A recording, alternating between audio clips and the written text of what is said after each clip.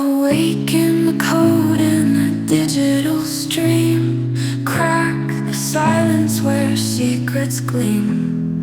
Thoughts collide in chaos serene.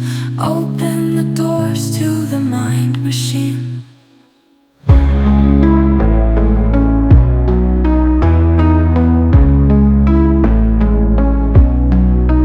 Symbols flicker in the dark unseen. Old truths whisper what they mean. Neon flames pulse through the skin. തന്ത്രശാസ്ത്രപ്രകാരം ഈ പ്രപഞ്ചത്തിൽ പുരുഷത്വവും സ്ത്രീത്വവും വെവ്വേറെയുണ്ട്. പുരുഷത്വവും ശിവ, സ്ത്രീത്വവും ശക്തി. ഓരോ വ്യക്തിയിലും ഈ രണ്ട് തത്വങ്ങളും അടങ്ങിയിട്ടുണ്ട്. കൗളന്മാരെ വാമഭാഗികൾ എന്നാണ് സാമാന്യമായി പറയുക.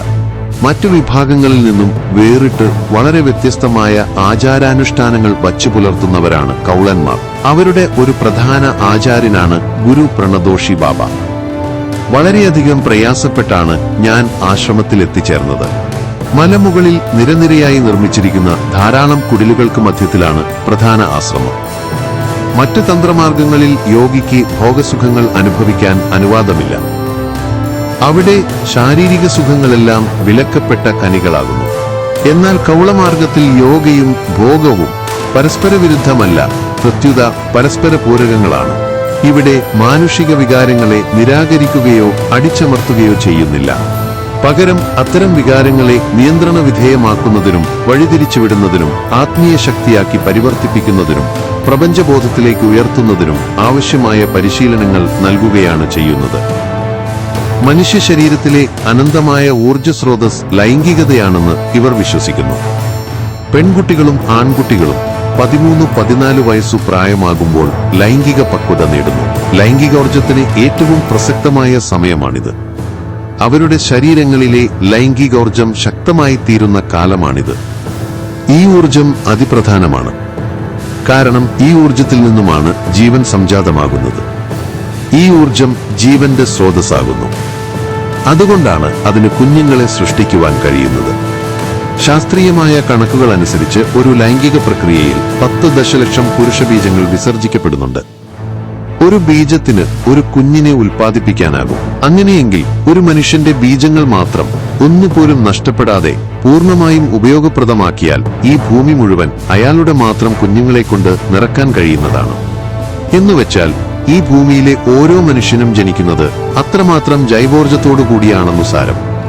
ഇത്രമാത്രം ശക്തിമത്തായ ഈ ലൈംഗികോർജത്തെ നിയന്ത്രണ വിധേയമാക്കിയും വഴിതിരിച്ചുവിട്ടും ആത്മീയ ശക്തിയാക്കി പരിവർത്തിപ്പിക്കേണ്ടുന്നതെങ്ങനെയെന്ന് വിശദീകരിക്കുന്ന 64 ക്രിയകൾ അടങ്ങുന്നതാണ് കൗളതന്ത്രം. ഇതു വളരെ രഹസ്യമായി മാത്രം അഭ്യസിപ്പിക്കുന്ന ക്രിയകളാണ്. എന്നാൽ അതിനു മുമ്പായി പ്രാണായാമവും ധ്യാനവുമെല്ലാം അതാതിന്റെ ക്രമത്തിൽ ഗുരുവിൽ നിന്നും അഭ്യസിക്കേണ്ടതുണ്ട്. പിന്നീട് ആചാരപരമായി കൂട്ടത്തോടെ നിർവഹിക്കുന്ന ഉപാസനയാണ് ശ്രീചക്രപൂജ. നേരെ നിൽക്കുന്ന ഒരു ത്രികോണത്തിൽ അതേ വലിപ്പത്തിലുള്ള ഒരു ത്രികോണം തല കീഴായി വച്ചാൽ ശ്രീചക്രമായി. ഉപാസനയുടെ 2ാം ഘട്ടം നാരീപൂജയാണ്. സ്ത്രീയെ പ്രപഞ്ചദേവതയായി സങ്കൽപ്പിച്ചുകൊണ്ട് മന്ത്രജപത്തോടെ സ്ത്രീപാദത്തെ പൂജിക്കുകയും നമസ്കരിക്കുകയും ചെയ്യുന്നു. ശ്രീചക്രോപാസനയിലും നാരീപൂജയിലും 28 ദിവസത്തെ പരിശീലനം സിദ്ധിച്ച് ആത്മഗുണവും മനോബലവും ഈശ്വര ചൈതന്യവും വർദ്ധിച്ചു കഴിഞ്ഞാൽ അടുത്ത ഘട്ടം യോനീപൂജയാണ്. മാസത്തിലൊരിക്കൽ വാവു ദിവസം മാത്രമാണ് ഇത് പരിശീലിപ്പിക്കുന്നത്.